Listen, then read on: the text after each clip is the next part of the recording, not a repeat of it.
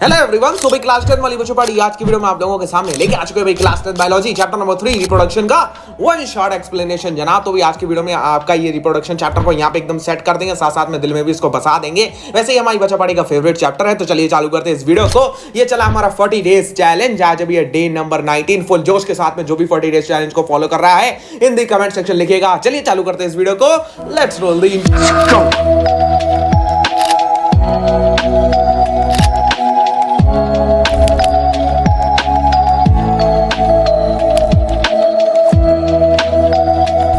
चालू करते हैं जनाब आपका। सबसे पहले इंट्रोडक्शन भैया, सबसे पहले जो होता है चैप्टर की नीड को समझते हैं कि भैया जो होता है रिप्रोडक्शन की नीड क्या है इस अर्थ के ऊपर। देखो भैया, कोई भी ऑर्गेनिज्म है भैया, वो ह्यूमन हो या जो होता है भैया एलिफेंट हो या जो होता है जिराफ हो या जो होता है भैया कोई यूनिसेलुलर ऑर्गेनिज्म हो या कोई मल्टीसेलुलर ऑर्गेनिज्म हो, सभी रिप्रोडक्शन करते हैं। पर बात असल में यहाँ पे नहीं होती है खत्म। बात असल में यहाँ पे खत्म होती है कि भैया रिप्रोडक्शन की नीड क्या है इस दुनिया के ऊपर जो होता है। भैया रिप्रोडक्शन प्रोसेस को नेचर क्यों लेके आया, नेचर ने इस प्रोसेस को क्यों इंट्रोड्यूस करा।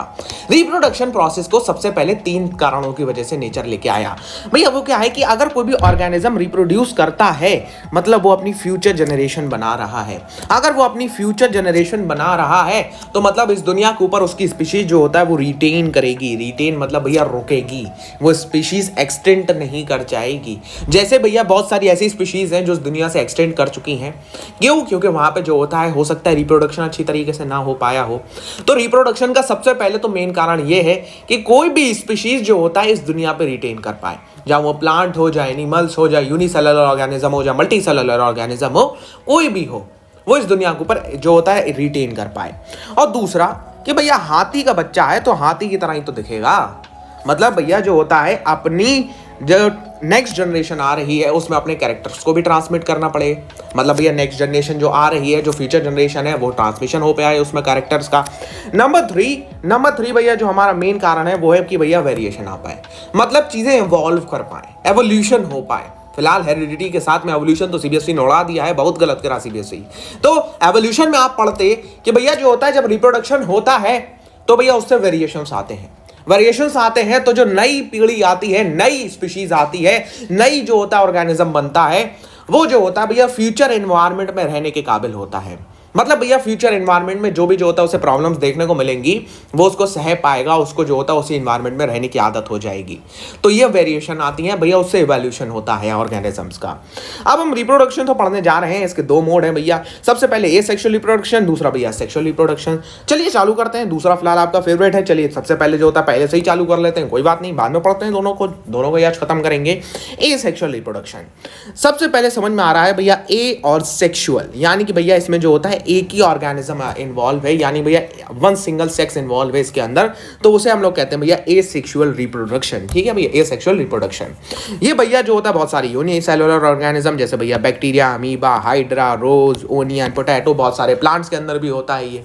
तो इसमें है क्या भैया, इसमें सबसे पहले तो भैया इसमें एक सिंगल ऑर्गेनिज्म इन्वॉल्व है। जो न्यू ऑर्गेनिज्म बनेगा वो इसी से बनेगा, इस सिंगल ऑर्गेनिज्म से। दूसरा भैया इसमें सेक्स इन्वॉल्व नहीं है, ठीक है, बिल्कुल इन्वॉल्व नहीं है। नंबर 3 भैया इसमें जो न्यू इंडिविजुअल बन रहे हैं वो पेरेंट के आइडेंटिकल होंगे। सर ये वर्ड बड़ा दिमाग खराब करता है भैया, क्लोन। मोहब्बत करा दूंगा इस चैप्टर से। क्लोन क्या होता है? अरे भैया जैसे जो होता है तुमने बचपन में कार्टून देखते होगे भैया, डोरेमोन देखा होगा तुमने, जो होता है उसमें बहुत सारे अलग अलग कार्टून देखा होगा, छोटा भीम देखा होगा। तो उसमें कभी कभार कहते नहीं है कि भैया हमने अपना क्लोन बना लिया है। क्लोन बोले तो जिसकी आंखें मेरी तरह हो, मतलब मेरी 2 कॉपी। जैसे बहुत सारी फिल्मों में डबल रोल होता है। डबल रोल क्या होता है? अरे वही जुड़वा। ठीक है, जुड़वा बोले तो भैया जो होता है तुम मेरे को पहचान नहीं पाओगे कि मैं कौन हूं और वो कौन है। क्लोन बोले तो भैया वो ऑर्गेनिज्म जो कि जेनेटिक लेवल पे, यानी भैया जीन लेवल पे, डीएनए लेवल पे, भैया हम सब बने कैसे? सर हम डीएनए से बने हैं। तो डीएनए लेवल पे जो ऑर्गेनिज्म सेम हो, ऊपर पे भी सेम हो भैया, जो होता है जेनेटिकली और फिजिकली जो ऑर्गेनिज्म सेम हो, वो उसे हम क्लोन कहते हैं। सर ये सेक्सुअल रिप्रोडक्शन के अंदर क्यों होता है? देखो भैया जो सेक्सुअल रिप्रोडक्शन होता है उसमें एक जो होता है भैया, ये मान लो हमारा कोई एक बैक्टीरिया है, ये पेरेंट सेल है। हाँ सर ठीक है, ये पेरेंट सेल है। अब ये ही अपने आप को काट देगा बीच में से। जब ये अपने आप को बीच में से काटेगा तो 2 नए बैक्टीरिया बन जाएंगे। अच्छा सर ये 2 नए बैक्टीरिया बन गए, ठीक है। तो क्या भैया इसमें कोई नई चीज हुई? नहीं सर, नई चीज मतलब बोले तो अरे इसके डीएनए में कोई और नई चीज आके मिली, या इसका डीएनए कुछ बदला, या इसके अंदर कोई वेरिएशन आया। अरे सर बिल्कुल नहीं आया, इसने तो अपने आप को काट दिया, इसने दो बना लिए। तो भैया यहाँ पे इसका टर्म इस्तेमाल किया जाता है क्लोन। तो ये क्लोन होता है, मतलब बोले तो भैया जो होता है, अगर कोई प्लांट है, मान लो जो होता है भैया गुलाब का प्लांट है, तो गुलाब के प्लांट के पड़ोस में एक और गुलाब का प्लांट है। तुमने कहा भैया ये तो इसी से आया है, पर तुम फर्क नहीं बता पा रहे हो। हाँ सर नहीं बता पा रहे हैं। तो ये क्या होता है भैया, ये जो होता है क्लोन होता है, ऊपर से भी बिल्कुल देखने में सेम होता है, ठीक है। तो ये होते हैं भैया क्लोनिंग। अब भैया जो ये सेक्सुअल रिप्रोडक्शन है भैया, फास्टर मोड ऑफ रिप्रोडक्शन है, जल्दी हो जाता है, ठीक है भैया। कुछ बैक्टीरिया होते हैं कुछ घंटे में डिवाइड कर जाते हैं, हाइड्रा जो होता है कुछ दिनों में डिवाइड कर जाता है, ठीक है। मतलब फास्टर वे ऑफ रिप्रोडक्शन है। जैसे हमें ये मिलता कहाँ पे देखने को भैया, अमीबा, हाइड्रा, फ्लैटवर्म और मेनी प्लांट्स लाइक जो होता है पोटैटो, ओनियन एक्सेट्रा। अच्छा अब हमने ये सेक्सुअल की बात कर ली, अब इसके वेरियस टाइप्स की बात करते हैं भैया। वेरियस टाइप कौन कौन से, इसमें नंबर 1 पढ़ते हैं। नंबर 1 एज सेक्सुअल रिप्रोडक्शन का पहला टाइप। चलिए भाई फिजन की जरा बात करते हैं भैया। ये फिजन क्या होता है, अगर आपने जो होता है फिजिक्स थोड़ी बहुत ध्यान से पढ़ रखी है, फिलहाल मैं पढ़ाऊंगा लेकिन वो चैप्टर हटा दिया गया, सोर्सेज ऑफ एनर्जी, उसमें आप लोग पढ़ते भैया न्यूक्लियर फिजन और न्यूक्लियर फ्यूजन। सर जी जो होता है बायोलॉजी में फिजिक्स क्यों घुस रहे हो, अरे रामलाल सुनो तो फिजन क्या होता है सर। फिजन होता है कोई बड़ी चीज है वो फिजन कर जाए, मतलब भैया जो होता है उसका फिजन हो जाए, मतलब वो टूट जाए। फिजन होता है टूटना। जैसे फिजिक्स में आप पढ़ते हो कि भैया कोई एक बड़ा सा जो होता है एटम है, जैसे यूरेनियम 235 ले लो आप, तो यूरेनियम 235 तोड़ता है अपने आप को तो बहुत सारे अमाउंट में एनर्जी रिलीज होती है। ऐसी अगर मैं बायोलॉजी की बात करूं तो बायोलॉजी में एक सेल होता है, वो अपने आप को जब डिवाइड करेगा, वो अपने आप को जब काटेगा तो 2 सेल बन जाएंगे। इसी को नाम दिया जाता है सर क्या, इसको नाम दिया जाता है फिजन। फिजन मतलब भैया सिर्फ और सिर्फ यूनिसेलुलर ऑर्गेनिज्म में देखने को मिलता है। अब ये क्यों बता रहा हूं मैं कि ये यूनिसेलुलर ऑर्गेनिज्म में देखने को मिलता है, अभी आपको आगे समझ में आएगा। फिजन भैया क्या होता है, एक पेरेंट सेल है, एक ऑर्गेनिज्म है, वो अपने आप को स्प्लिट कर देगा 2 ऑर्गेनिज्म बनाने में। ये जो 2 ऑर्गेनिज्म है ये 2 नए इंडिविजुअल्स हैं, यानी भैया ये इनके जो होता है प्रोजेनी है, इनके बच्चे हैं। अच्छा अगर इसमें एक चीज और कही जाती है कि फिजन करने वाले जो ऑर्गेनिजम्स होते हैं वो इमॉर्टल होते हैं, मतलब भैया वो मरते नहीं हैं। क्यों? अच्छा सर ऐसा क्यों बात है भैया, ये देखो ये जो सेल है ना ये पेरेंट सेल है। अच्छा सर ये पेरेंट सेल है, इसने अपने आप को डिवाइड कर लिया। ये देखो भैया ये डिवीजन हो रहा है, ये डिवीजन हो रहा है, ये 2 नए सेल बन गए, हाँ सेल बन गए। अच्छा तो ये नए सेल है, मैं कहीं ना कहीं कहूँ ये पेरेंट सेल का बॉडी का पार्ट है। ये जो नए सेल है ये पेरेंट सेल की बॉडी का पार्ट है, हाँ सर पेरेंट सेल की बॉडी का पार्ट है। तो भैया क्या टेक्निकली ये हो सकता है कि पेरेंट सेल तो मरा ही नहीं, वो जो होता है 2 में नए में बन गया। हाँ सर सही बात है। तो इसलिए एक टर्म दिया जाता है कि भैया फिजन करने वाले ऑर्गेनिज्म जो होता है वो जनरली हम उनको इमॉर्टल कंसीडर करते हैं। इस फिजन के भी कुछ टाइप होते हैं, जैसे भैया बाइनरी फिजन।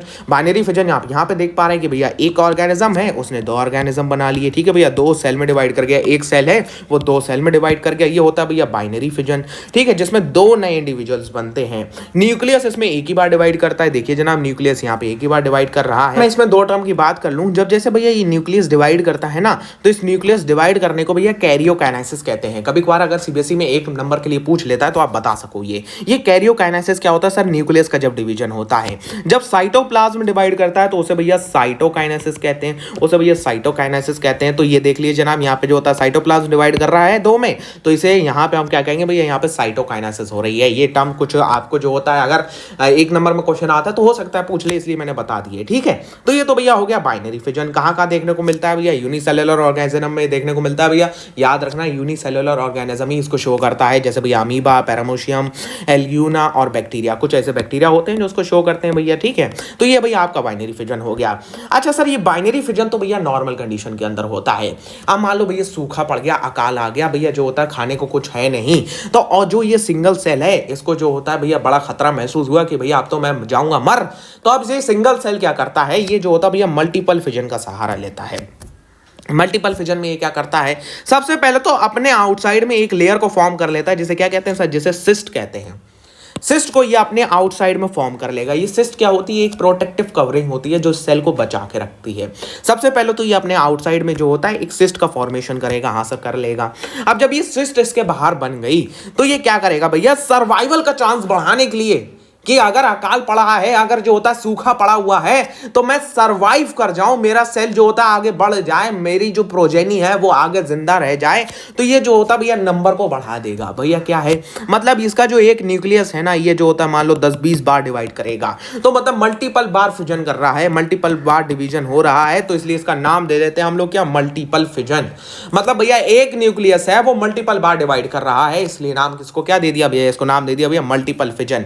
क्यों हो रहा है ये, क्या कि भैया सर्वाइवल का चांस बढ़ पाए। कब होता है भैया, अनफेवरेबल कंडीशन के अंदर होता है। फेवरेबल कंडीशन में तो सिंगल फिजन ही हो जाएगा, मतलब बाइनरी फिजन से ही काम चल जाएगा। अब ऑर्गेनिज्म को पता है, इसको पता है अगर मैं ज्यादा नंबर के प्रोजेनी बना दूंगा तो हो सकता है 50 में से 10 बच जाए, हो सकता है भैया 60 बनाऊं मैं तो जो होता है 5 बच जाए, 50 में से 2 बच जाए, तो बचेंगे तो मतलब मेरी जो होता है पीढ़ी आगे बढ़ती तो जाएगी, इसे ये तो पता है। ठीक है, तो जो होता है इसलिए increasing this chance of survival ये मल्टीपल फिजन को शो करता है। जैसे भैया जो होता है अमीबा, प्लाज्मोडियम और बहुत सारे एल्गी, ये मल्टीपल फिजन है। ये भी कहां होते हैं, ये भी भैया जो होता है यूनिसेलुलर ऑर्गेनिज्म के अंदर होते हैं। कब होता है ये, अनफेवरेबल कंडीशन के अंदर होता है। तो अगर सीबीएसई बोर्ड क्वेश्चन पूछ लेता है भैया मल्टीपल फिजन कब होता है, आप आंसर को मार्क करके आ जाएंगे भैया जो होता है अनफेवरेबल कंडीशन के अंदर होता है। बडिंग की बात करते हैं, इसमें जो होता है पेरेंट अपने आप से एक बर्ड को निकालता है, ये बर्ड भैया नया ऑर्गेनिज्म में डेवलप कर जाता है।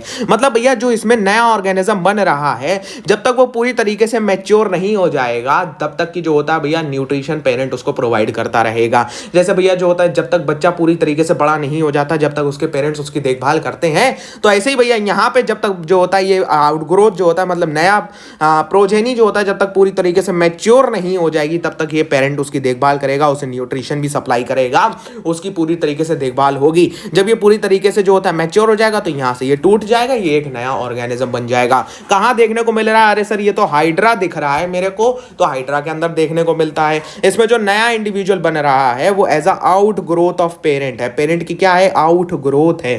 ठीक है, डॉटर इसको हम क्यों कह रहे हैं भैया, डॉटर कह सकते हो या प्रोजेनी कह सकते हो। डॉटर जो होता है सेपरेट हो जाता है और पेरेंट का और कंटिन्यू करता है एग्जिस्ट करने के लिए। जो इसको शो कौन करता है, हाइड्रा और ईस्ट। अच्छा सर अब फ्रेगमेंटेशन पे आते हैं। अब बहुत सारे बच्चे यहाँ पे कंफ्यूज हो जाते हैं भैया फिजन और फ्रेगमेंटेशन, इन दोनों के बीच में फर्क क्या है।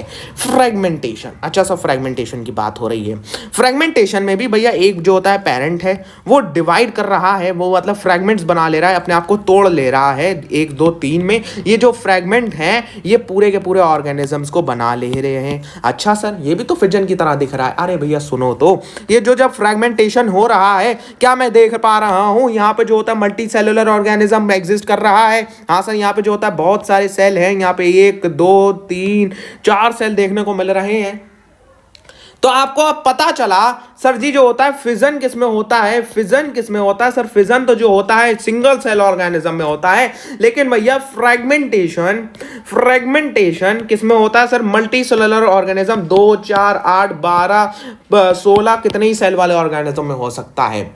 कभी कभार सीबीएसई बोर्ड अगर पूछ ले भैया जो होता है फिजन और फ्रेगमेंटेशन के बीच में डिफरेंस क्या होता है, what you have to say, you have to just say that the fragmentation occurs in the multicellular organism and fission occurs in the unicellular organism. भैया जो होता है आंसर आपका खत्म, पूरे मार्क्स मिल जाएंगे दन दना दन दन। चलिए भाई, तो ये भैया फ्रेगमेंटेशन होता है जहां पे एक ऑर्गेनिज्म जो होता है वो अपने आप को फ्रेगमेंट में तोड़ लेता है। अब ये जो फ्रेगमेंट है ये पूरे के पूरे ऑर्गेनिज्म में ग्रो कर जाते हैं। इस फ्रेगमेंट के अंदर सर ऐसा क्या मौजूद है कि ये पूरे के पूरे ऑर्गेनिज्म को ग्रो कर जाएगा। ये थोड़ी सी एक्स्ट्रा बात है, आप अगर सुनना चाहो सुन लो, यहाँ पे समझ जाएगी, कहीं ना कहीं काम में आएगी। भैया ये फ्रेगमेंट के अंदर टोटीपोटेंट सेल मौजूद होते हैं। कौन से cell salary, totipotent, totipotent, totipotent cell, totipotent cell sir ये ऐसे कौन से सेल होते हैं, ये कुछ स्पेशलाइज सेल होते हैं जो कि केपेबल होते हैं कि अगर ये कहीं पे मौजूद हो तो वहां से एक सिंगल सेल पूरे ऑर्गेनिज्म को बना सकता है। जैसे अभी हम पढ़ेंगे ह्यूमन के अंदर जाइगोट टोटीपोटेंट सेल होता है, जाइगोट से ही आप बन के आए हो, तो zygote is a totipotent cell जिसके पास में पूरी पोटेंशियल है कि वो एक नया ऑर्गेनिज्म बना पाए। ठीक है, इसको कहां पे देखने को मिलता है फ्रेगमेंटेशन, स्पाइरोगायरा के अंदर देखने को मिलता है। सर ये स्पाइरोगायरा क्या होती है, अरे अगर जो होता है नदी के पास कभी जाओ तो नदी के अंदर घास तैरती हुई दिखती है, हाँ सर वो नदी के अंदर वाली घास स्पाइरोगायरा ही होती है। नेक्स्ट है हमारा रीजनरेशन। रीजनरेशन सर क्या होता है भैया, अरे सुनो जरा ध्यान से, रीजनरेशन अगर छिपकली की पूंछ कट जाती है तो उसके थोड़े दिन बाद क्या होता है, अरे सर नई पूंछ निकल जाती है, वही है रीजनरेशन। जैसे भैया ये प्लेनेरिया है, ये एक फ्लैट वॉर्म है, फ्लैट वॉर्म बोले तो घेसा जैसे होता है, अगर इसको काट दिया जाए, इसको इसको भैया काट दिया जाए तो इसके भी है भैया हर जगह पे टोटीपोटेंट सेल मौजूद होते हैं। टोटीपोटेंट सेल क्या करेंगे, अगर इसका सिर अलग हो जाए, मिड पार्ट अलग हो जाए, धड़ अलग हो जाए भैया, तो इसके सिर से एक नया प्लेन एरिया बन जाएगा, इसके मिड पार्ट से भी एक नया प्लेन एरिया बन जाएगा, इसकी टेल से भी एक नया प्लेन एरिया बन जाएगा। अगर पेरेंट को कट कर दिया जाए या तोड़ दिया जाए मल्टीपल पीसेस में, तो उसका हर एक पीस जो होता है भैया नए इंडिविजुअल को बना देगा। ये भैया टूटना क्या, ये जो होता है भैया ये खुद अपने आप को तोड़ता है नहीं, ये एक्सीडेंटल प्रोसेस हो सकता है, जैसे भैया हाइड्रा में हो सकता है, ये फ्लैटवॉर्म में भी हो सकता है और टेपवॉर्म में भी ये हो सकता है। अब भैया जो होता है आते हैं स्पोर फॉर्मेशन की तरफ। स्पोर फॉर्मेशन सर जी क्या होता है? स्पोर फॉर्मेशन भैया एक इस type of asexual mode of reproduction है जिसमें भैया एक पेरेंट अपनी प्रोजेनी को बनाने के लिए एक स्पोर को जनरेट करता है। सर स्पोर्स कैसे होते हैं भैया? स्पोर बोले तो जैसे अभी तुम पढ़ोगे पॉलन ग्रेन्स की तरह पे होते हैं स्पोर्स। लेकिन स्पोर क्या होता है? स्पोर अगर कहीं पे गिरेगा वहां से नया ऑर्गेनिज्म निकल आएगा। देखिए जनाब यहाँ पे जैसे भैया स्पोर क्या है भैया, यूनिसेलुलर बॉडीज हैं एक पेरेंट के अंदर जो कि केपेबल है growing into a new individual. तो स्पोर्स को आप दूसरा नाम क्या कह सकते हो सर? अरे सर स्पोर्स भी तो टोटीपोटेंट सेल है, स्पोर में भी तो पूरी क्षमता है कि वो नया ऑर्गेनिज्म बना सके। हाँ सर भैया सही बात कह रहे हो। तो भैया स्पोर क्या है? स्पोर भी एक टोटीपोटेंट सेल है। स्पोर सर क्या है? स्पोर एक टोटीपोटेंट सेल है। स्पोर कहां पे होता है? जैसे भैया फंगाई, राइजोपस। देखो भैया अगर ब्रेड मोल्ड होते हैं ना, तो ब्रेड के ऊपर अगर फंगाई होगी है तो भैया वो फंगाई देखते कितनी तेजी से फैल जाती है। वो क्यों? क्योंकि वो स्पोर फॉर्मेशन करती है। ठीक है, स्पोर दो तरीके के होते हैं भैया, कोनिडिया, एक जू स्पोर यहाँ पे आपको दिखा रखे हैं। कोनिडिया नॉर्मल इस तरीके के स्ट्रक्चर होते हैं। अगर मैं बात करूं कोनिडिया की, कुछ इस तरीके का स्ट्रक्चर होता है, बस ये कोनिडिया हो गया। माइक्रो जो होता है ऑर्गेनिजम्स होते हैं माइक्रोस्कोपिक होते हैं स्पोर्स, तो आपको नेकेड आई से तो नहीं दिखाई देने वाले हैं। तो कोनिडिया तो कुछ इस तरीके का होता है, मतलब सिंपल ऐसे करके बस ये कोनिडिया हो गया। इनमें फर्क क्या है सर? ये कोनिडिया और जू स्पोर्स में सर फर्क क्या है? आज तक हमको जो होता बड़ी दिक्कत होती है। अरे ये देखो जू स्पोर में क्या है? जू स्पोर में भैया फ्लैजिला लगा हुआ है। फ्लैजिला सर ये फ्लैजिलम क्या होता है? अरे भैया अगर ये कहीं ऐसी जगह पे जाके गिर गया जहां पे ऐसा इसको लगा कि भैया यहाँ पे मेरे लिए सेफ नहीं है, यहाँ पे मैं सर्वाइव नहीं कर पाऊंगा, तो ये हो सकता है वहां से थोड़ी दूर तक मूव कर जाए। मतलब भैया कोनिडिया इस टाइप ऑफ स्पोर है जो कि जो होता है भैया मूव नहीं कर सकते। सर मूविंग को क्या कहते हैं? मोटिलिटी आती है। तो भैया ये नॉन मोटाइल स्पोर है और जो जू स्पोर है वो मोटाइल स्पोर है। किसको इस्तेमाल करते हैं भैया? फ्लैजिला को इस्तेमाल करते हैं इसके लिए, लोकोमोशन के लिए। लोकोमोशन मतलब मूवमेंट। अब भैया हमने जो होता है एसेक्सुअल रिप्रोडक्शन के भैया मैक्सिमम टाइप को डिस्कस कर लिया है।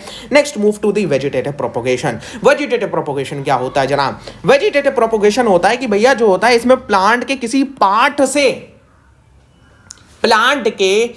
पार्ट से नया प्लांट जब हम बना लेंगे, that is called as vegetative propagation. आपको एकदम क्लियर होना चाहिए ये बात कि भैया वेजिटेटिव प्रोपोगेशन क्या होता है कि मतलब किसी भी प्लांट के पार्ट से हम नया प्लांट बना रहे हैं तो वो हम उसको टर्म देंगे एज अ वेजिटेटिव प्रोपोगेशन। मतलब देख लीजिए जनाब, जैसे आपने जो होता है अपने घरों के बाद घास उगी हुई देखी होगी। हाँ सर देखी होगी। घास की अगर जो होता है एक खींच के देखना, उसकी जड़ भैया वो 1 किलोमीटर दूर होगी और वो यहां तक आई होगी। जड़ उसकी बहुत दूर तक होगी, वो यहां तक आई होगी। क्यों? क्योंकि भैया घास क्या करती है? घास अपनी अपनी जो होता है जो ब्रांचेज है उसको आगे बढ़ाती है, फिर जड़ बना लेती है, फिर आगे बढ़ाती है, फिर जड़ बना लेती है। तो अगर देखोगे तो मेन जड़ तो बहुत दूर पे है लेकिन घास बहुत दूर तक आती है। इसको रनर कहते हैं। आप 12th के अंदर पढ़ोगे जाके चैप्टर नंबर 1 में, तो इसको रनर कहा जाता है। अगर आपके कोई बड़े भाई बहन है 12th के अंदर तो आप उनसे पूछ सकते हो भैया रनर क्या होता है। जो नीट की प्रिपरेशन कर रहे हैं वो आपको बताएंगे कि भैया घास जो होता है भैया उसको रनर कहते हैं। घास जिस तरीके से जो होता है प्रोपोगेट करती है। तो ये वेजिटेटिव प्रोपोगेशन होता है एसेक्सुअल मोड का रिप्रोडक्शन है किसके अंदर? प्लांट्स के अंदर, जिसमें प्लांट पार्ट्स को डिटैच कर दोगे। जैसे भैया इसके अंदर होता है भैया, जैसे नेचुरल तो ये हो गया भैया रूट के थ्रू, स्टेम के थ्रू, लीव्स के थ्रू।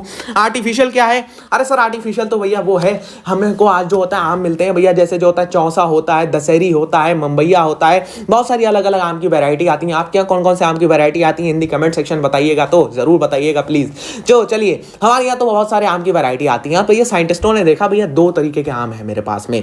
2 तरीके के आम है। एक आम तो ऐसा है कि जो होता है जो बहुत ज्यादा मीठा है। दूसरा आम तो ऐसा है जो इसमें गूदा बहुत ज्यादा है, मतलब भैया उसकी सीड बहुत कम है, उसमें जो होता है मेनली पल्पी पार्ट ज्यादा है और वो पर मीठा नहीं। अब उन्होंने क्या करा भैया, ये कौन सा आम था भैया? इसमें जो होता है पल्प ज्यादा है। ठीक है, पल्प इसमें ज्यादा है। ये भैया बहुत ही स्वीट है लेकिन इसमें पल्प नहीं है। तो भैया ये पल्पी पार्ट वाले आम की जड़ को उठा के, ऊपर का हिस्से को उठा के इसके जो स्वीट वाली जड़ पे लगाया और इसको भैया बांध दिया। जब इसको बांध दिया भैया तो जो नया पेड़ उगेगा, नया पेड़ निकलेगा, उसमें जो आम लगेंगे वो भैया स्वीटी भी होंगे, उसमें जो होता है भैया स्वीटनेस भी होगी, बहुत ज्यादा मीठे भी होंगे, उसमें बहुत ज्यादा पल्प भी होगा। सिंपल सा मेथड है, काम हो जाता है। इसे हम आर्टिफिशियल प्रोपोगेशन कहते हैं, आर्टिफिशियल वेजिटेटिव प्रोपोगेशन। इसे हम लोग कहते हैं भैया कटिंग या ग्राफ्टिंग। ठीक है, कटिंग भी करते हैं हम लोग, लेयरिंग भी करते हैं, ग्राफ्टिंग भी करते हैं। चलो इसको समझते हैं भैया।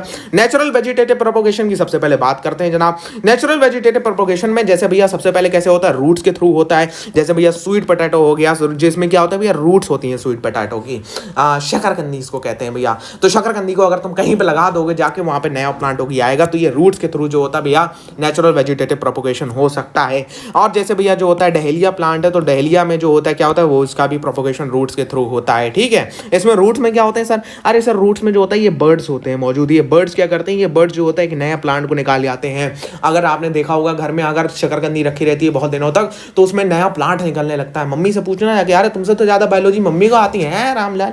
चलो भाई, नेक्स्ट है भैया अंडरग्राउंड स्टेम। अंडरग्राउंड स्टेम बोले तो अरे सर जी जो होता है प्याज को अगर कहीं पे लेके जाए, ओनियन बोले तो अंग्रेजी में, ओनियन को अगर आप कहीं पे लगा देते हैं तो वहां पे क्या होगा सर, नया ओनियन का प्लांट निकल ही आएगा। आलू को अगर आप कहीं पे लगा देते हैं, आलू में देखिए जनाब इस तरीके के कुछ प्लांट निकल ही आते हैं। ठीक है, ये आलू का हो गया भैया। अदरक को भी आप कहीं पे लगा देते हैं भैया, अदरक बोले तो जिंजर, जिंजर बोले तो संस्कृत का वर्ड है जिंजर। ठीक है भैया, तो जिंजर को अगर आप कहीं पे लगा देते हैं, ये करोड़पति के अंदर क्वेश्चन था कि भैया जो होता है इंडियन वेजिटेबल का कौन सा, इंडियन जो होता है इस मसालों का कौन सा ऐसा नाम है जो होता है भैया जो इंग्लिश नाम जो कि इंडियन ओरिजिन का है, तो ginger is the correct option. ठीक है, जिंजर भी भैया इसी का इस्तेमाल करता है। ओनियन बल्ब सभी को पता है भैया। और जो होता है कौन सा हो सकता है सर, लहसन हो सकता है, बहुत बढ़िया। ठीक है, बाई लीव्स। अब जैसे भैया ब्रायोफाइलम है, तो ब्रायोफाइलम की आपने अगर लीव्स को देखा होगा, बहुत सारी आपने ऐसे प्लांट्स की लीव देखी होंगी जो अगर कहीं पे गिरी होती हैं तो वहां से उनके अंदर से नए प्लांट इस तरीके से निकल के आने लगते हैं। भैया ये कौन से होते हैं भैया, ये होता है बाई लीव्स। ये ब्रायोफाइलम की लीव्स होती है जिसमें लीव्स के थ्रू भैया रीजनरेशन होने लगता है। अच्छा सर, यहाँ पे प्लांट आ रहे हैं निकल के, तो यहाँ पे कौन से टाइप ऑफ सेल मौजूद है, मैंने अभी बता रखा है कौन से टाइप ऑफ सेल मौजूद हैं। जल्दी से उन सेल्स का नाम लिखिए जो कि कैपेबल हैं पूरे प्लांट को जनरेट करने में। कौन से टाइप ऑफ सेल हैं सर, अभी तो आपने बताया था टोटीपोटेंट सेल। टोटीपोटेंट सेल जिसके पास में पूरी पोटेंशियल है कि वो जो होता है नया प्लांट को जनरेट कर पाए। आर्टिफिशियली हम बात करें भैया, सबसे पहले तो इसमें लेयरिंग होती है। अच्छा, कटिंग भी होती है। कटिंग बोले तो सर अरे भैया गुलाब का नया पेड़ लगाने के लिए क्या करते हैं, अरे सर कुछ नहीं, पुराने की एक जो होता है शाखा काटो, नई जगह घुसेड़ दो, काम हो जाता है भैया, वो कटिंग कहलाती है। लेयरिंग क्या होता है भैया, एक प्लांट पार्ट को लिया, एक प्लांट पार्ट की जो होता है भैया जड़ को लिया, स्टेम को लिया, उसको जो होता है नीचे गाड़ दिया। अच्छा सर ठीक है, गाड़ दिया, सॉइल के अंदर गाड़ दिया, फिर उसके ऊपर जो होता है हमने सॉइल कर दिया। अब जो होता है यहाँ पे क्या है, यहाँ पे थोड़े दिनों बाद रूट डेवलप हो जाएंगी। रूट जब डेवलप हो जाएंगी तो यहाँ से क्या होगा, यहाँ से न्यूट्रिशन चालू हो जाएगा। जब तक नहीं डेवलप है, जब तक न्यूट्रिशन इधर से आ रहा है, जब यहाँ पे रूट डेवलप हो गई तो न्यूट्रिशन का इनफ्लो चालू हो गया, तो भैया ये हम लोग प्लांट ने यहाँ पे काट दिया, काम खत्म, नया प्लांट बन जाएगा। ग्राफ्टिंग में आपको बता चुका हूँ भैया, इसे ऊपर वाले को सीकन कहते हैं, नीचे वाले को स्टॉक कहते हैं। यहाँ पे हमने खत्म कर लिया है एसेक्सुअल मोड ऑफ रिप्रोडक्शन। आते हैं भैया सेक्सुअल मोड ऑफ रिप्रोडक्शन के ऊपर। After completing out the asexual reproduction, let's move to the sexual reproduction part। अब हम बात करने वाले भैया सेक्सुअल रिप्रोडक्शन की। एसेक्सुअल की मैक्सिमम चीजों को आप उल्टा कर दीजिए। यहाँ पे भैया सेक्सुअल मोड ऑफ रिप्रोडक्शन लिख रखा है, एसेक्सुअल नहीं लिख रखा है। यानी भैया यहाँ पे दो सेक्स की इन्वॉल्वमेंट होगी भैया, मतलब दो पेरेंट की इन्वॉल्वमेंट होगी।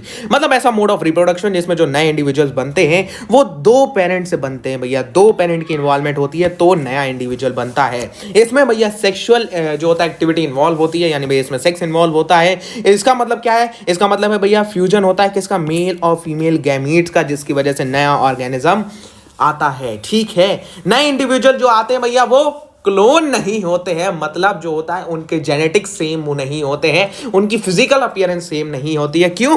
क्योंकि भैया जो होता है अलग अलग जो होता है फैमिली से जीन्स आ रहे होते हैं। फादर का आपका डीएनए अलग है, फादर का आपका डीएनए अलग है, मदर का आपका डीएनए अलग है, तो मदर का डीएनए अलग है, फादर का डीएनए अलग है। इसको जब दोनों मिलेंगे डीएनए तो आपका डीएनए जो बनेगा, आपका जो डीएनए बनेगा जनाब, वो आपका डीएनए अलग होगा। इस वजह से जो आप आएंगे वो आपकी जो होता है भैया फिजिकल कैरेक्टर्स या जेनेटिक्स कैरेक्टर्स भैया आपके फादर या मदर से नहीं मिलते हैं। कुछ कैरेक्टर्स मिल जाते हैं, वो हम लोग बात हेरेडिटी में कर रहे होंगे।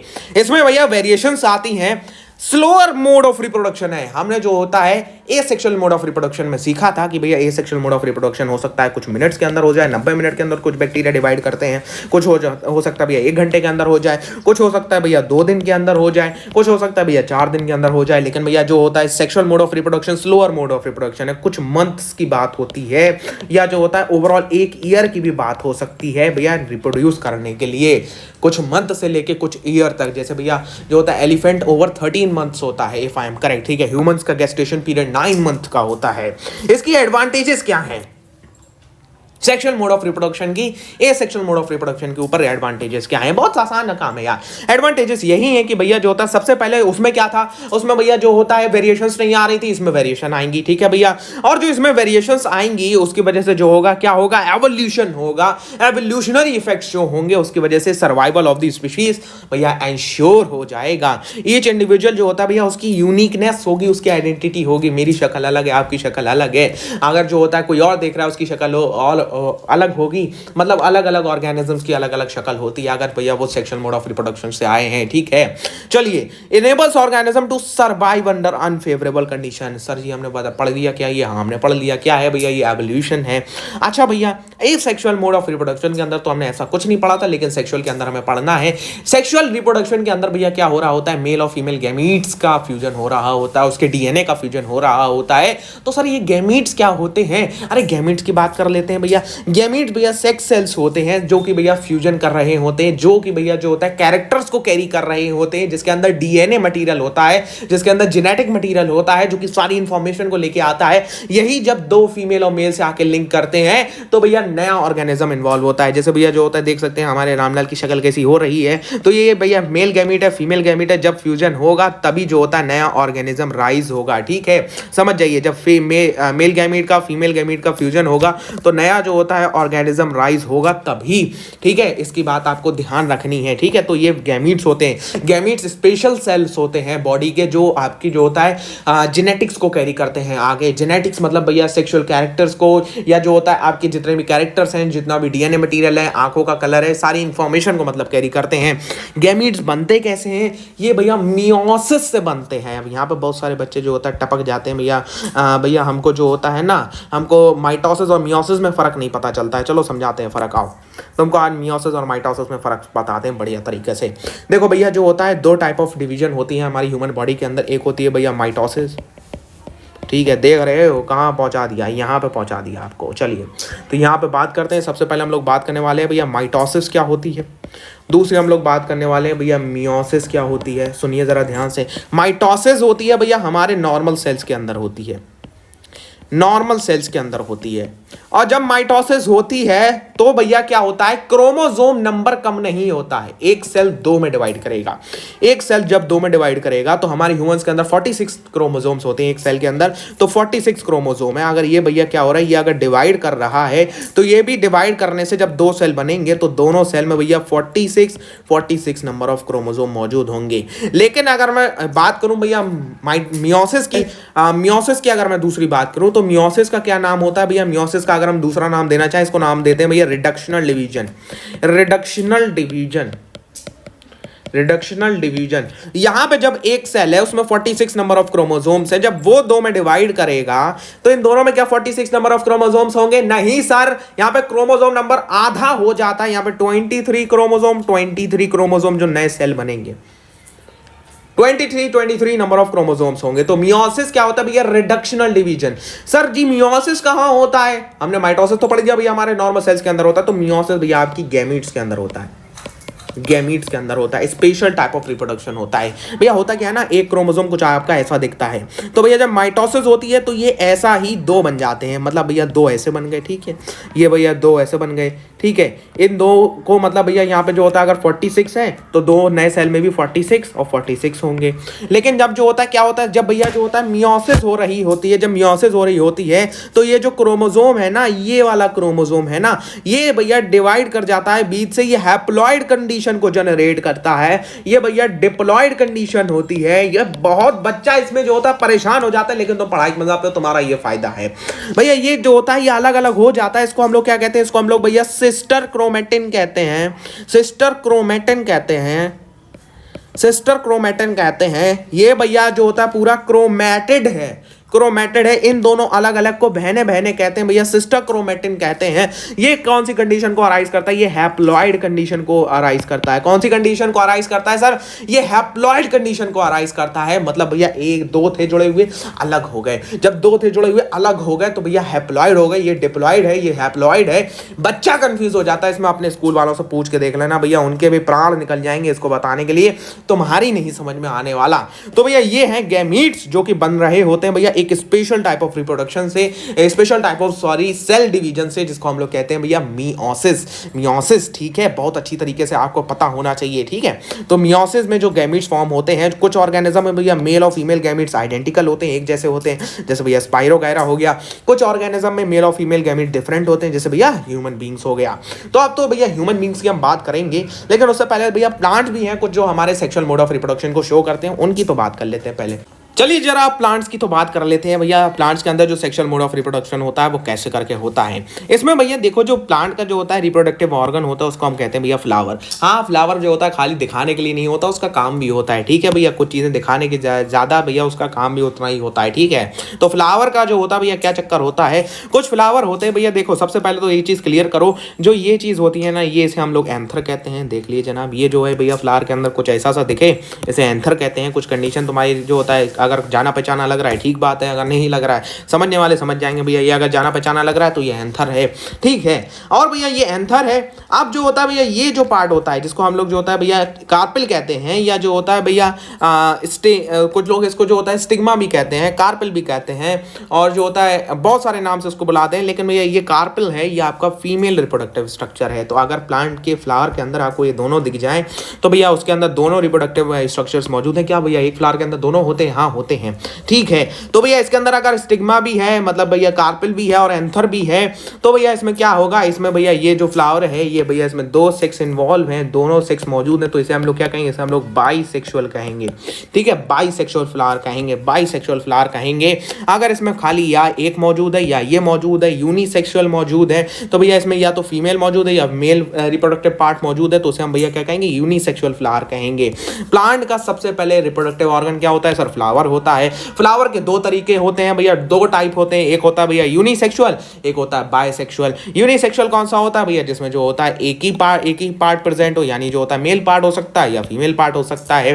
अगर बाइसेक्सुअल है उसमें दोनों मौजूद होंगे, फीमेल भी होगा मेल भी होगा। स्ट्रक्चर ऑफ फ्लावर भैया जो होता है, अब कुछ टीचर जो होता है इस स्ट्रक्चर ऑफ फ्लावर को ऐसे करके पढ़ाते हैं, लेकिन भैया ऐसे अगर पढ़ोगे जिंदगी में नहीं समझ में आएगा, हमेशा ऐसे करके पढ़ना चाहिए स्ट्रक्चर ऑफ फ्लावर को। नीचे से जब तक आप स्ट्रक्चर ऑफ फ्लावर को नहीं पढ़ोगे, आपकी स्ट्रक्चर कतई बिल्कुल समझ में नहीं आने वाला। सबसे पहले स्टॉक की बात करते हैं। स्टॉक क्या होता है भैया? स्टॉक एक डंडी होती है जो इस फ्लावर को पूरे के पूरे रोक रखी है, मतलब भैया सारा का सारा भार इसी ने संभाल रखा है। थैलेमस क्या है भैया? थैलेमस जो होता है आपका स्टॉक का ऊपरी पार्ट है, जो कि थोड़ा सा फूला हुआ है। Swollen upper part of the stalk हम लोग भैया इसको थैलेमस कहते हैं। और अगर आपको जान के हैरानी ना हो तो थैलेमस के ऊपर जो होता है नीट के अंदर क्वेश्चन भी आ चुका है कि भैया थैलेमस कौन सा ऐसा पार्ट है भैया फ्लावर का जहां पे स्टॉक जाके अटैच होती है? भैया वो आपका थैलेमस है, ठीक है भैया। थैलेमस पे जाके स्टॉक अटैच होती है, ठीक। तो ये चीज भैया नीट के अंदर भी पूछी जा चुकी, तो सोच सकते हो भैया इंपॉर्टेंट तो है ना, ठीक है। चलिए तो नेक्स्ट भैया सेपल। सेपल क्या होता है भैया? सेपल होता है भैया ये जो फ्लावर के शेप को बनाए रखे। अगर ये इस तरीके से ना होती तो फ्लावर फैल जाता, फ्लावर की पत्तियां अपना शेप नहीं ले पाती। तो सेपल वो चीज है तो जो कि फ्लावर का शेप बनाती है, जो कि फ्लावर का शेप को मेंटेन करती है। मतलब भैया फ्लावर का शेप अपना रहे, फ्लावर अपने शेप में रहे, वो कौन इंश्योर करता है? वो आपकी सेपल इंश्योर करती है। नेक्स्ट है भैया आपका जो होता है पेटल। फ्लावर का जो होता है भैया ऊपरी पार्ट पेटल है, और दूसरा आपने पढ़ लिया है कार्पेल और स्टेमेन, ये चीज़ आपको पता है अच्छी तरीके से, ठीक है। तो अच्छा भाई पेटल्स की क्या काम होता है? पेटल्स भैया खाली खूबसूरती के लिए नहीं, पेटल खाली खूबसूरती के लिए तो बिल्कुल नहीं है। पेटल का मेन काम है कि भैया जो होता है जब फ्लावर को अपना पॉलिनेशन कराना है। सर ये पॉलिनेशन क्या है? अभी पढ़ रहे हैं भैया पॉलिनेशन क्या है। फ्लावर को जब अपना पॉलिनेशन कराना है तो वो पेटल्स के जरिए इंसेक्ट्स को लेके आता है। इंसेक्ट को अट्रैक्ट करने के लिए पेटल्स होती हैं, ठीक है भैया। इंसेक्ट के लिए, तुम्हारी खूबसूरती के लिए नहीं, तुम्हें दिखाने के लिए नहीं होता है, या तुम जिसको देना चाहते हो उसके लिए नहीं होते हैं। ये भैया इंसेक्ट्स के लिए होते हैं कि भैया जो होता है इंसेक्ट इसके ऊपर आके अट्रैक्ट हो। स्टैमेन में पॉलन ग्रेन्स मौजूद होते हैं भैया, और जो होता है आपकी carpel pistil as a female part है। अब इन दोनों की बात करें जरा स्टैमेन क्या होता है भैया। स्टैमेन भैया सबसे पहले हमको पता है भैया मेल रिप्रोडक्टिव स्ट्रक्चर है प्लांट का, इसे हम स्टैमेन कहते हैं। इसके 3 पार्ट होते हैं, एंथर, कनेक्टिव और फिलामेंट। अच्छा, इसके ऊपर वो ऊपर वाला थैलेमस का क्वेश्चन क्या है, वो उसमें आपका एक और क्वेश्चन आया कि भैया फिलामेंट कहाँ पे जाके अटैच होता है, या जो होता है आपका फिलामेंट का नीचे वाला पोर्शन कहाँ पे जाके अटैच होता है। तो भैया ये थैलेमस के ऊपर अटैच होता है। ये भी आपका नीट 2017 में आ चुका है। नीट 2017 में ये क्वेश्चन आ चुका है, तो सीबीएसई के लिए तो इंपॉर्टेंट हो ही जाता है भैया। ये स्टैमेन, एंथर, सारी चीज़ें इंपॉर्टेंट हो जाती हैं। तो भैया इसका ऊपरी पार्ट को एंथर कहते हैं, बीच में कनेक्टिव होता है, ये फिलामेंट होता है। इनके आपको फंक्शन नहीं पढ़ने हैं। फिलामेंट समझ लिए भैया, फिलामेंट वो है जहाँ पे एंथर लगा होता है। एंथर के अंदर भैया पॉलन सैक होते हैं। इन पॉलन सैक के अंदर क्या मौजूद होते हैं, यहाँ पे मौजूद होते हैं भैया पॉलन ग्रेन। ठीक है भैया। एंथर क्या है, एंथर की बात करें भैया, यहाँ पे एंथर बाइलोब्ड स्ट्रक्चर है। सर जी ये बाइलोब्ड का मतलब जरा बता दीजिए। यहाँ पे बाइलोब्ड का मतलब है यहाँ पे जो होता है भैया, यहाँ पे 2 लोब मौजूद है। ये कुछ इस तरीके का दिखता है।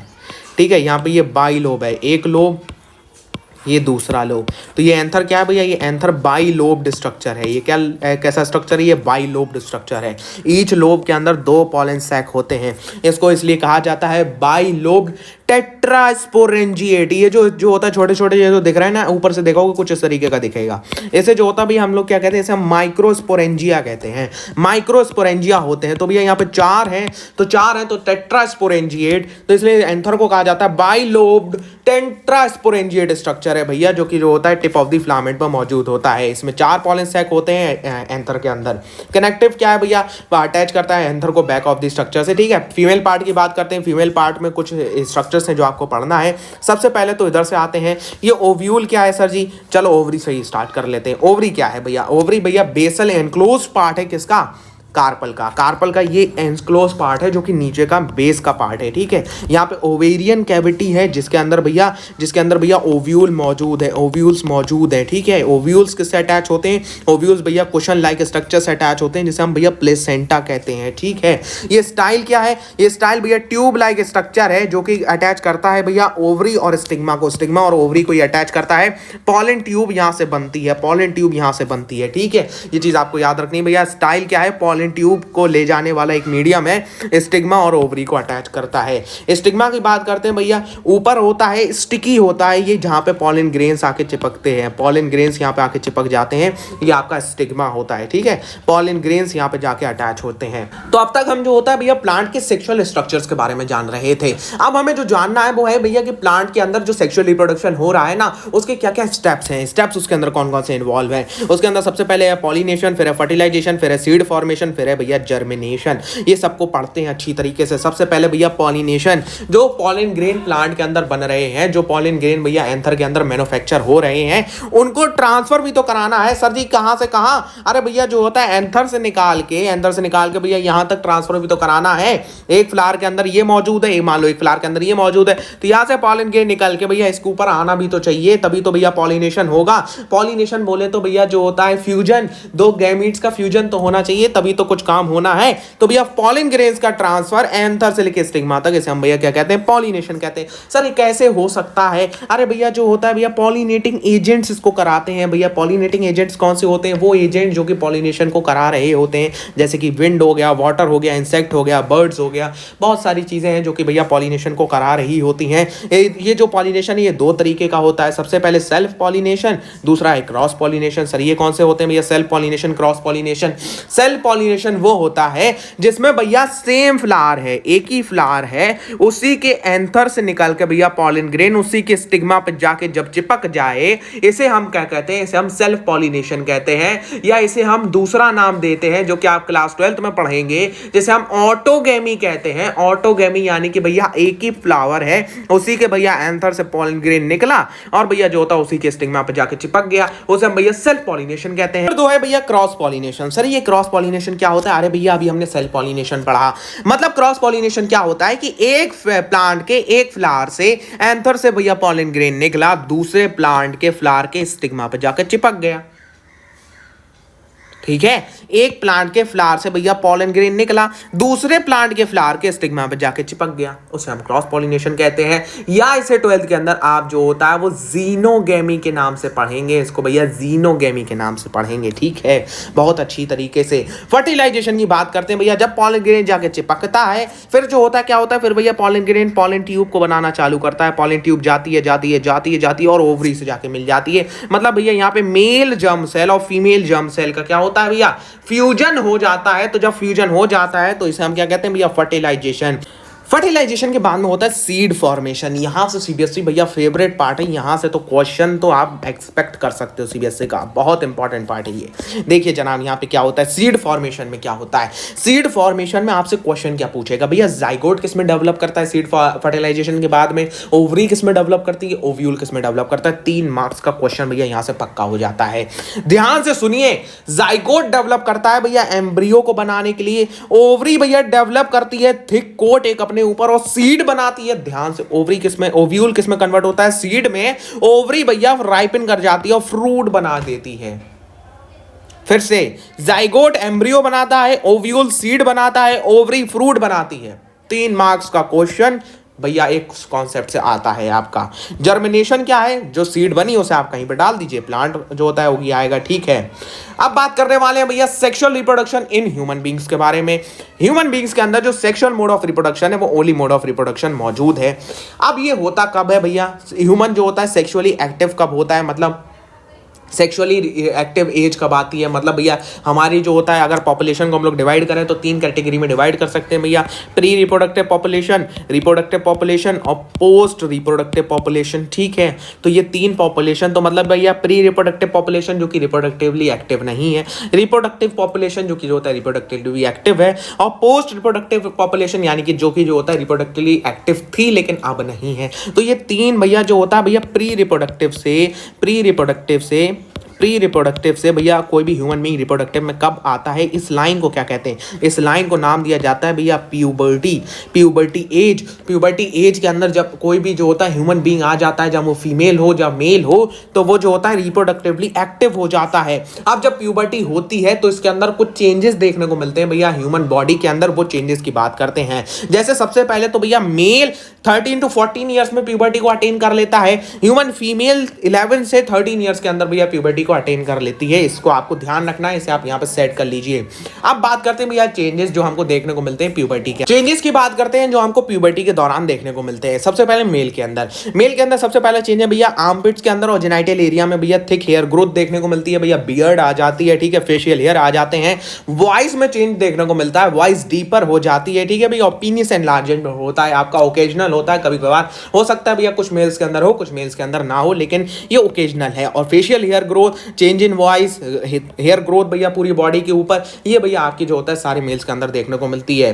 फीमेल के अंदर क्या होता है, फीमेल के अंदर सबसे इंपॉर्टेंट भैया मेंस्ट्रुअल साइकिल आपकी स्टार्ट हो जाती है, ब्रेस्ट एनलार्जमेंट होता है, हेयर ग्रोथ होती है भैया आर्मपिट्स और जेनिटल एरिया के दौरान। ठीक है भैया, अराउंड में जो होता है इसकी क्या कहते हैं हेयर ग्रोथ हो जाती है। अब बात करने वाले भैया ह्यूमन मेल रिप्रोडक्टिव सिस्टम के बारे में, ह्यूमन फीमेल रिप्रोडक्टिव सिस्टम के बारे में, इसके बारे में बात करेंगे दोनों के बारे में। चलिए एक एक की बात करते हैं। सबसे पहले तो ये diagram very very very important है आपका, वेरी इंपॉर्टेंट है। यहाँ पे जो होता है ये डायग्राम से क्वेश्चन आता ही आता है। एनसीईआरटी का ये डायग्राम आपको आना चाहिए बनाना अच्छी तरीके से। एनसीईआरटी का नहीं, अगर जो होता है इसको थोड़ा सा सिंपल फॉर्मेट में बनाना चाहते हो तो सिंपल फॉर्मेट में भी बना सकते हो, कोई ऐसी बड़ी बात नहीं है।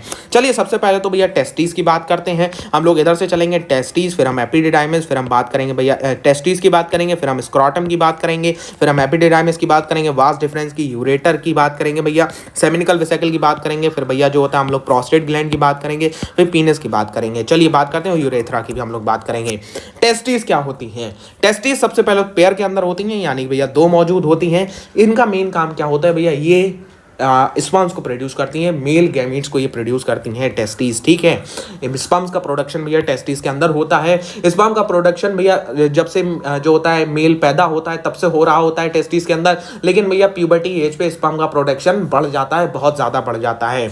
मेल हार्मोन को ये प्रोड्यूस करती हैं जिसे हम टेस्टोस्टेरोन कहते हैं। इसी हार्मोन की वजह से जो होता है मेल की जो होता है क्या कहते हैं मसल ग्रोथ देखने को मिलती है, वॉइस डीपर हो जाती है, फेशियल हेयर ग्रोथ देखने को मिलती है। दूसरा है भैया स्क्रॉटम। स्क्रॉटम क्या है, एक पाउच लाइक स्ट्रक्चर है। ये जो होता है आउटसाइड द बॉडी ये लोकेटेड होता है, जहां पे भैया टेस्टीज इसके अंदर मौजूद होती हैं। ये क्या है भैया, एक्सटेंशन है किसका, एब्डोमिनल कैविटी का, जहां पे टेस्टीज मौजूद होती हैं। अरे सर ये टेस्टीज जो होता है नेचर ने बॉडी के बाहर क्यों रखी, बॉडी के अंदर क्यों नहीं रखी? इसलिए होता है क्योंकि भैया जो होता है, जो स्पर्म का प्रोडक्शन है, स्पर्म का जो प्रोटेक्शन इसलिए होता है कि भैया जो स्पर्म का प्रोडक्शन है भैया, वो बॉडी से, बॉडी का नॉर्मल टेम्परेचर कितना होता है सर, 98.6 डिग्री फ़ारेनहाइट होता है, इफ आई एम करेक्ट। और जो होता है, जो आपका ये स्पर्म का प्रोडक्शन होता है, वो इससे 2 डिग्री लोअर टेम्परेचर पे होता है, 2 डिग्री लोअर टेम्परेचर पे होता है। इसलिए भैया नेचर ने टेस्टिस को, या जो होता है स्पर्म प्रोड्यूसिंग साइट को भैया बॉडी से बाहर रखा है, ताकि टेम्परेचर लो रह सके।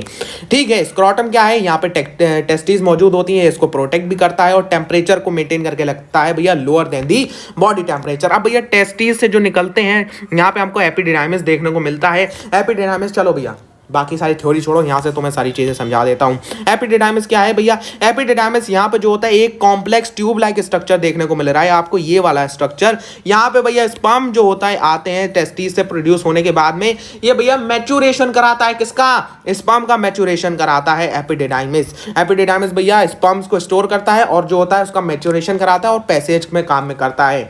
वास डिफरेंस की बात करते हैं भैया, वास डिफरेंस भैया एक डक्ट है जो कि जो होता है एपिडिडाइमिस के लोअर पार्ट से ओरिजिनेट कर रही होती है, ये स्पर्म को कैरी करती है जब स्टिमुलेशन आता है। ठीक है भैया, अब जो होता है नेक्स्ट हम लोग बात करते हैं, ओपन क्या करती है, इजैकुलेटरी डक्ट। इजैकुलेटरी डक्ट भी हम बात करेंगे भैया। नेक्स्ट हम लोग बात करते हैं भैया पीनिस की। पीनिस क्या है भैया, आपका जो होता है कॉपुलेटरी ऑर्गन है, ये जो होता है भैया स्पर्म को डिस्चार्ज करता है फीमेल रिप्रोडक्टिव ट्रैक्ट के अंदर। ठीक है भाई, अब नेक्स्ट बात करते हैं यूरेथ्रा की। गारंटी मान लो अगर भैया जो होता है इससे क्वेश्चन आता है तो यूरेथ्रा से क्वेश्चन आएगा। सर यूरेथ्रा में ऐसा क्या है भैया, यूरेथ्रा यूरेनोजेनाइटल ट्रैक्ट है। सर ये यूरेनोजेनाइटल ट्रैक्ट क्या होता है भैया, ये यूरेथ्रा है। यहाँ पे देखो भैया इधर से आके वास डिफरेंस भी मिल रही है, इधर से आके भैया जो होता है वो यूरेथ्रा भी मिल रहा है। ठीक है, मतलब यूरेटर से भैया यहाँ पे जो होता है ये डक्ट भी निकल के आ रही है, मतलब यूरेथ्रा के थ्रू क्या जाएगा, यूरेथ्रा के थ्रू स्पर्म्स भी ट्रैवल करेंगे। ठीक है, स्पर्म्स भी ट्रैवल करेंगे और यूरिन भी ट्रैवल करेगा। हाँ सर ट्रैवल करेगा, इसलिए इसको नाम दिया जाता है यूरेथ्रा को यूरेनोजेनाइटल ट्रैक्ट। सीबीएसई का सिंपल क्वेश्चन, एग्जामिनर के माइंड में आ जाएगा 1 नंबर का। क्या पूछना है बच्चे से ये पूछना है कि भैया which tract is known as urinogenital tract, answer should be urethra. पर तुम लोग कुछ भी मार्क कर सकते हो, वास डिफरेंस मार्क कर लोगे, यूरेटर मार्क कर लोगे, या कुछ भी मार्क करके आ जाओगे। ठीक है, लेकिन नहीं करना है। अब रिप्रोडक्टिव ग्लैंड की बात करते हैं। सबसे पहले हम लोग बात करने वाले हैं प्रोस्टेट ग्लैंड की। प्रोस्टेट ग्लैंड क्या होता है, एक सिक्रीट करता है भैया मिल्की फ्लूइड को, जो कि स्पर्म की मोबिलिटी में काम आता है। कॉपर्स ग्लैंड की बात करते हैं। अरे सर बीच में क्यों छोड़ दिया, अभी बात करते हैं भैया प्रोस्टेट ग्लैंड, सेमिनिकल वेसिकल। चलो इसी की बात कर लेते हैं, सेमिनिकल वेसिकल की। सेमिनिकल वेसिकल क्या करते हैं भैया, विस्कस फ्लूइड को प्रोड्यूस करती हैं, जो कि स्पर्म की मोबिलिटी कहां कराता है, फीमेल ट्रैक्ट में। अगर कोई पूछ ले भैया प्रोस्टेट ग्लैंड के सिक्रीशन और सेमिनिकल वेसिकल के सिक्रीशन में क्या फर्क है, भैया ये स्पर्म की मोबिलिटी कराता है कहां भैया, मेल रिप्रोडक्टिव ट्रैक्ट के अंदर। लेकिन भैया जो सेमिनिकल वेसिकल है वो स्पर्म की मोबिलिटी कराता है फीमेल रिप्रोडक्टिव ट्रैक्ट के अंदर। कॉपर्स ग्लैंड क्या करता है भैया, म्यूकस को सिक्रेट करता है भैया फीमेल पैसेज को लुब्रिकेट करने के लिए। अब स्पर्म की बात, स्पर्म दी मेल गैमीट, भैया ये वही चीज़ है जिसकी वजह से सारा बवाल होता है। चलिए ठीक है, बात करते हैं स्पर्म की। ठीक है, स्पर्म क्या है भैया, मेल गैमीट है। मेल गैमीट मतलब भैया ये मेन जेनाइटल ट्रैक्ट्स को जो होता है भैया कैरी करता है, मेन जेनाइटल्स को ये कैरी करता है। टाइनी बॉडी होती है भैया, टेल होता है, मिड पीस होता है, हेड होता है। हेड के अंदर न्यूक्लियस होता है, न्यूक्लियस के अंदर जेनेटिक मटेरियल होता है आपका। अगर एक बार की बात करें तो टेस्टिस जो होता है भैया 1 मंथ के अंदर 12 बिलियन स्पर्म को प्रोड्यूस करती है। नंबर याद करना है, नहीं करना है, बिल्कुल नहीं याद करना है, कुछ नहीं पूछेगा आपसे ये 12 बिलियन कितना होता है। स्पर्म भैया टेस्टिस से जाते हैं एपिडिडाइमिस के अंदर, जहां पे जो होता है ये मैच्योर करते हैं और इंटरकोर्स के दौरान रिलीज हो जाते हैं। अब भैया एक इंटरकोर्स के दौरान भैया जब एक इजैकुलेशन होता है तो कितने स्पर्म रिलीज होते हैं, वहां पे आपका जो होता है नाम दिया जाता है 300 मिलियन स्पर्म्स। 300 मिलियन स्पर्म यानी 30 करोड़ स्पर्म रिलीज होते हैं। तो 30 करोड़ में से सिर्फ 200 से 300 सर्वाइव करते हैं, एग तक पहुंच पाते हैं, जिसमें से एक जो होता है उसको फर्टिलाइज करता है। तो अगर भैया तुम सोचो, तुम कहते हो भैया मैं तो जो होता है बेकार हूं, अरे तुमने पहली बहुत बड़ी जंग जीत ली है, तुम तो भैया जो होता है 300 मिलियन में से नेचर ने तुमको चुना, जो जो होता है तुमने भैया एग को फर्टिलाइज करा, तो सबसे पहले तो अपने आप को ये कोसना बंद करो भैया मैंने कोई आज तक जंग जीती नहीं, मैंने तो कुछ आज तक फोड़ा ही नहीं है। अरे भैया तुमने 30 करोड़ में से तो तुम ऑलरेडी जीत चुके हो। तो भैया दुनिया में तो ऐसा कोई कंपटीशन नहीं होता जहाँ पे 30 करोड़ लोग बैठते हो, नहीं होता है, ठीक है, सही बात है, नहीं होता है, ठीक है। तो 300 मिलियन स्पर्म में से वो एक स्पर्म होता है जो कि जो होता है एग को फर्टिलाइज करता है, और वही जो होता है आगे जाके एम्ब्रियो को फॉर्मेट करता है। ह्यूमन फीमेल रिप्रोडक्टिव सिस्टम की बात करते हैं। फीमेल रिप्रोडक्टिव सिस्टम के अंदर सबसे पहले भैया ओवरीज होती हैं, पेयर ऑफ ओवरीज होती हैं आपकी, फिर फैलोपियन ट्यूब होता है, फिर यूट्रस होता है, फिर वजाइना होता है। ओवरीज क्या होती है भैया? ओवरीज वो साइट है फीमेल की जहां पे जो होता है ओवा बनता है, ओवा सिक्रीट होता है। ओवा क्या होता है भैया? ओवम। ओवम क्या होता है भैया? Female egg. फीमेल एग यहां से सिक्रीट होता है। फीमेल हार्मोन को ये सिक्रीट करता है एस्ट्रोजन एंड प्रोजेस्टेरॉन। एस्ट्रोजन और प्रोजेस्टेरॉन को ये सिक्रीट करता है, ठीक है भैया, फीमेल हार्मोन्स होते हैं ये। एस्ट्रोजन और प्रोजेस्टेरॉन का सर काम क्या होता है? नहीं पढ़ना है तुमको एस्ट्रोजन और प्रोजेस्टेरॉन का काम क्या होता है, ठीक है। फैलोपियन ट्यूब क्या है फिलहाल बता देता हूं भैया, ये सारे के सारे जो होता है फीमेल का जितने भी फीमेल फीचर्स होते हैं उसको बनाने के लिए एस्ट्रोजन और प्रोजेस्टेरॉन ही मेनली रिस्पॉन्सिबल होते हैं। फैलोपियन ट्यूब की बात करते हैं भैया। Fallopian tube site of fertilisation है। एनसीईआरटी ने फैलोपियन ट्यूब को साइट ऑफ फर्टिलाइजेशन कहा है। सर फैलोपियन ट्यूब में होता कहां पे है? एनसीईआरटी कहती है भैया फैलोपियन ट्यूब के अंदर होता है, लेकिन अगर आप 12th में जाएंगे तो 12th में आप पढ़ने को मिलेगा भैया इस्थमिक जंक्शन पे होता है। भैया फर्टिलाइजेशन कहां होता है भैया? इस्थमिक जंक्शन, ये कहलाता है इस्थमिक जंक्शन। कहां पे होता है भैया? इस्थमिक जंक्शन पे होता है फैलोपियन ट्यूब के अंदर। लेकिन 10th के अंदर भैया सिंपल लिख के आ जाओ भैया फैलोपियन ट्यूब, कोई लेना देना नहीं अपन को। हाँ लेकिन अगर लिख के आ जाते हो भैया इस्थमिक जंक्शन तो जो होता है बहुत ज्यादा आपके लिए फायदेमंद रहने वाला है, ठीक है। चलिए तो नेक्स्ट हम लोग बात करने वाले हैं भैया फैलोपियन ट्यूब दूसरा क्या काम करता है भैया? ओवरी को रिसीव करता है, उसको भैया ट्रांसमिट करता है, ठीक है। यूट्रस क्या है भैया? पियर शेप मस्कुलर हॉलो स्ट्रक्चर है, यहाँ पे भैया फीटस डेवलप करता है, यहाँ पे भैया फीटस यहाँ पे डेवलप करता है 9th मंथ तक। सर्विक्स क्या होता है भैया? सर्विक्स ये पार्ट है यूट्रस का, ये वाला पार्ट है यूट्रस का। सर्विक्स का जो यूट्रस का नैरो एंड है लास्ट में उसे हम सर्विक्स कहते हैं। वजाइना क्या होता है? ट्यूब लाइक स्ट्रक्चर होता है, और यहाँ पे जो होता है पीनिस के थ्रू भैया यहाँ पे जो होता है स्पर्म डिस्चार्ज होता है, यहाँ पे स्पर्म डिस्चार्ज हो जाता है, ठीक है। और एक्ट एज बर्थ कैनाल, यहाँ पे जब जो होता है भैया फीटस 9 मंथ का हो जाता है तो अगर नॉर्मल डिलीवरी हो रही है तो ये भैया बर्थ कैनाल की तरह एक्ट करेगा, ठीक है। यहाँ से जो होता है भैया फीटस बाहर आएगा। चलिए ओवम की बात करते हैं भैया। फीमेल गैमीट है, क्या है? फीमेल सेक्स सेल है। कहाँ पे प्रोड्यूस होता है? एपिथेलियम में प्रोड्यूस होता है, ओवरी के। इतना ज्यादा डिटेल में नहीं जाना है।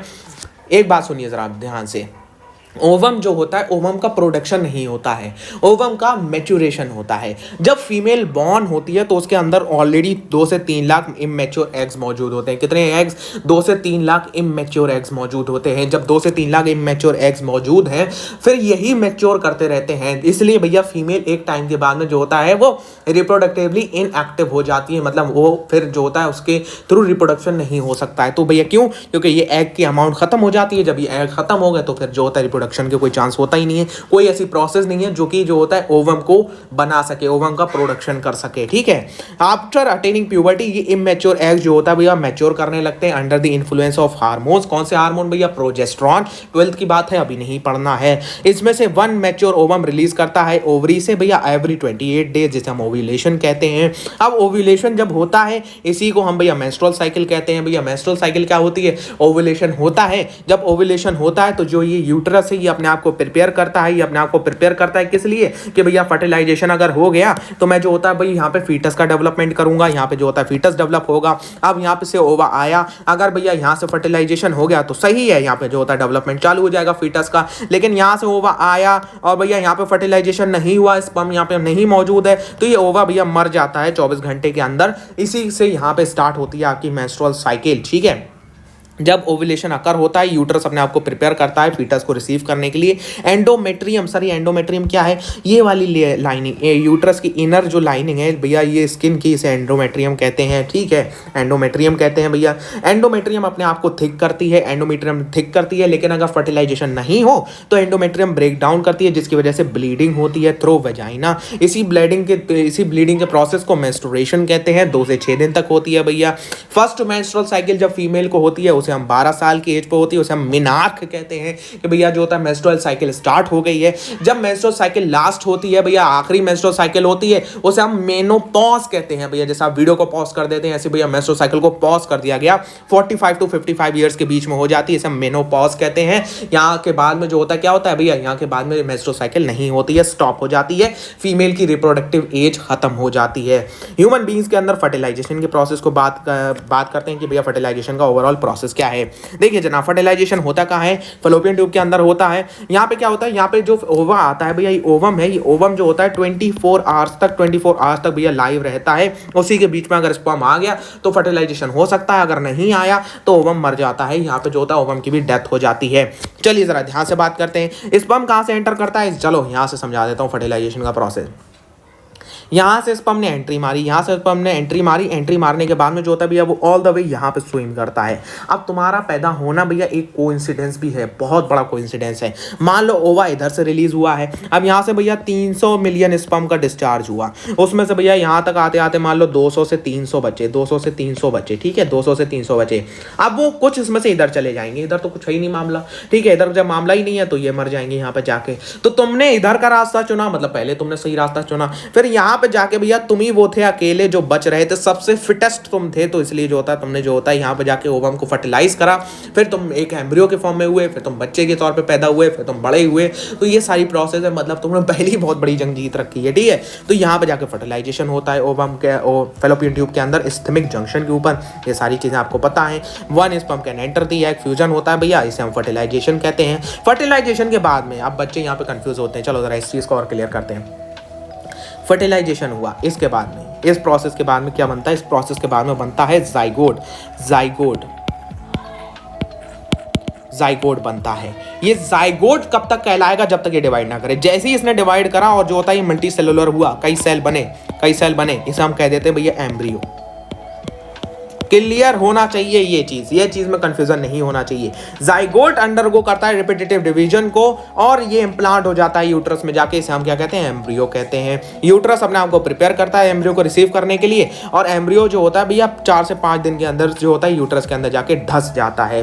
अब लास्ट टॉपिक भैया रिप्रोडक्टिव हेल्थ। ये मेरे पढ़ाने की चीज नहीं है, क्यों सर, क्योंकि भैया हेल्दी रहना, हेल्दी रिप्रोडक्टिव साइकिल जो होता है आप खुद पढ़ोगे तो आपको समझ में आएगा। यहाँ पे कोई ऐसी चीज नहीं है जो आपको ना समझ में आए। जो चीज नहीं समझ में आने वाली है उसे मैं बता देता हूं। वो क्या भैया, वो है भैया surgical contraceptive method. Contraceptive method के अंदर ये बहुत सारी चीजें आती हैं भैया। सबसे पहले तो भैया फिजिकल कॉन्ट्रासेप्टिव मेथड आते हैं, जैसे कॉन्डम हो गया। उसके बाद में जो होता है ओरल कॉन्ट्रासेप्टिव पिल्स आती हैं जो आपके जो होता है ओवुलेशन को नहीं होने देती है। सर्जिकल मेथड की बात करते हैं। वेसेक्टोमी और ट्यूबेक्टोमी। वास से कुछ याद आ रहा है सर, ये वास से तो सर वास डिफरेंस याद आ रही है, यानी मेल के अंदर होता है। यहाँ पे जो होता है वास डिफरेंस का जो होता है कुछ एक स्मॉल पोर्शन को रिमूव कर दिया जाता है, उसे हम वेसेक्टोमी कहते हैं।